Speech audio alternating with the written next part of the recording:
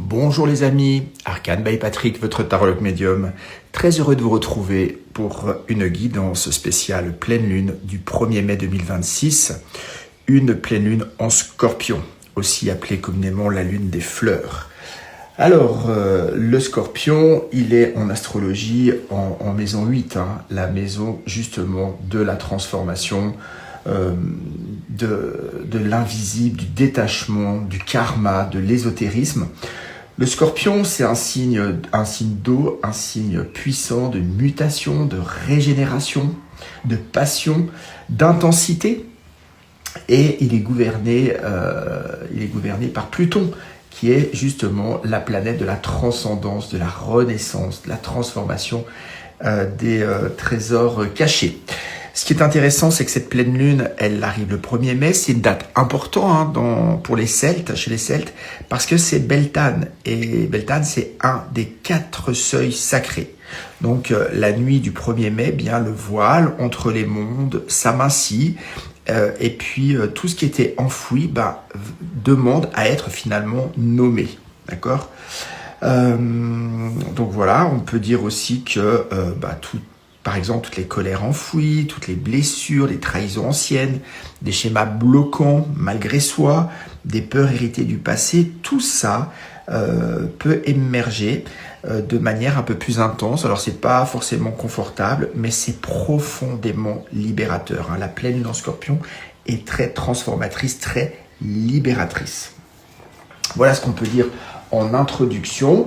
Donc j'ai pris tarot et oracle et je propose que nous commencions le tirage. Merci au guide de nous éclairer sur cette pleine lune du 1er mai en Scorpion, s'il vous plaît. C'est parti. Allez.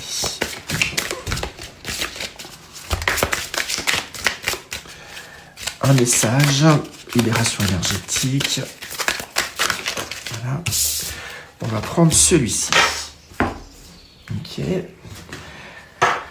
Agitation intérieure, introspection. Je vous disais, c'est vraiment une lune. Le Scorpion, c'est l'intériorité, d'accord ? On vous parle déjà justement d'aller chercher au fond de soi. Et c'est vraiment le but de cette pleine lune, chercher chez soi, à l'intérieur de soi, toute source d'agitation. Et c'est vraiment par un travail de connexion à soi, de comprendre ce qui se passe, qu'on va pouvoir libérer des choses. Donc, travail de libération intérieure. Et avec l'oracle des animaux guides, nous avons la carte 15. C'est assez intéressant. C'est dans le tarot de Marseille, le 15, c'est la carte du diable, justement. Et on nous parle de détachement, de régénération, de pensée créative. C'est juste incroyable.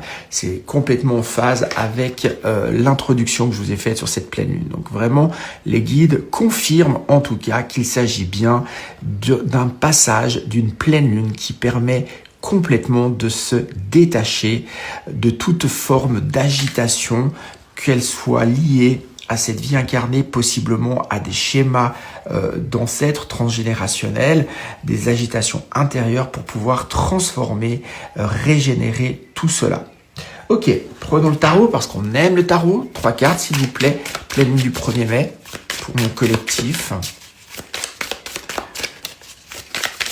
Donc je le disais en préambule, c'est pas toujours agréable, c'est pas toujours confortable. Ça peut effrayer d'une certaine manière quand on parle d'une thématique telle que des libérations, des douleurs, des blocages, mais c'est souvent salutaire et profitable pour la suite.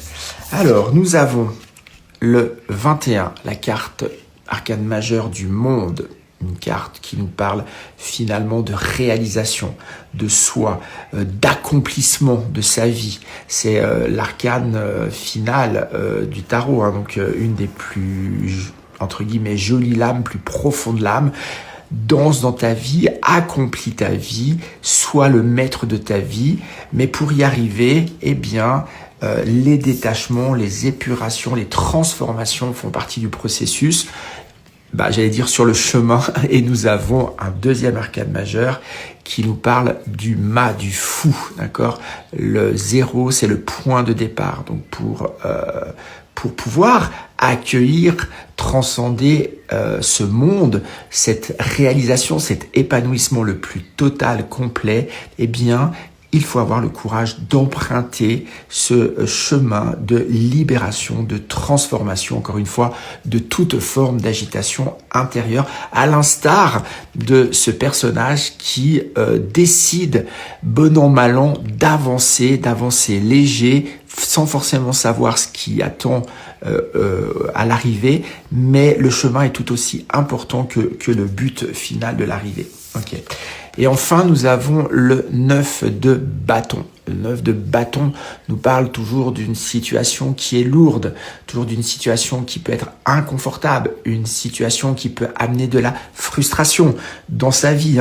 C'est l'agitation intérieure dont nous avions le message de libération. Libère-toi de tes agitations intérieures, de tes fardeaux, de tes obstacles qui aujourd'hui clairement amènent un frein, une lourdeur, possiblement une amertume sur ton chemin. Donc vraiment, je ne peux que vous inviter à pratiquer un rituel de libération pour cette nouvelle lune du 1er mai. Nous terminons avec l'oracle de l'incarnation. Alors, Isabelle Leboeuf, oracle de l'incarnation, message final pour mon collectif pour cette pleine lune du 1er mai 2026, s'il vous plaît. Allez, un message, une carte. Et ce sera celle-ci. Ok. La carte 40 qui nous parle d'injustice, d'accord ? Je peux être aimé tel que je suis. Et donc, dans ces agitations intérieures, ces tourments, ces lourdeurs sur son chemin, pour amener son épanouissement et sa propre réalisation, son propre accomplissement, on nous parle possiblement de blessures d'injustice. 44, 4, les piliers, donc vos fondements, vos fondations, ont pu être ébranlés, ont pu être égratignés, ont pu être blessés par cette blessure d'injustice, par rapport à qui vous pouvez être, de la manière dont vous pouvez vivre votre vie. Et on vous dit vraiment dans cette incarnation, ce qu'on attend et ce que votre âme finalement attend de vous, c'est d'être simplement qui vous êtes de manière parfaitement imparfaite. Vous pouvez être aimé tel que vous êtes, parce que c'est pas parce que c'est un choix, c'est votre droit inné, d'accord ? Donc vraiment, très très beau message qui est analysé aujourd'hui pour cette pleine lune du 1er mai 2026 en Scorpion. Je peux vous proposer un petit rituel à faire vendredi soir. Allumez une bougie, mettez-vous dans une pièce tranquille, connectez-vous vraiment à votre intériorité, libérer, transmuter tout ce qui peut être bloquant aujourd'hui sur votre chemin de vie. Vous pouvez l'écrire, vous pouvez l'exprimer à haute voix. Ressentez, ce qui est important, c'est vraiment de ressentir les choses. Une fois que vous l'avez fait, vous éteignez cette bougie pour clore finalement le chapitre et vous pouvez ensuite allumer une seconde bougie en posant avec intention, avec cœur, tout ce qui doit rentrer dans cette nouvelle phase de votre vie. La joie, la santé, l'harmonie, etc.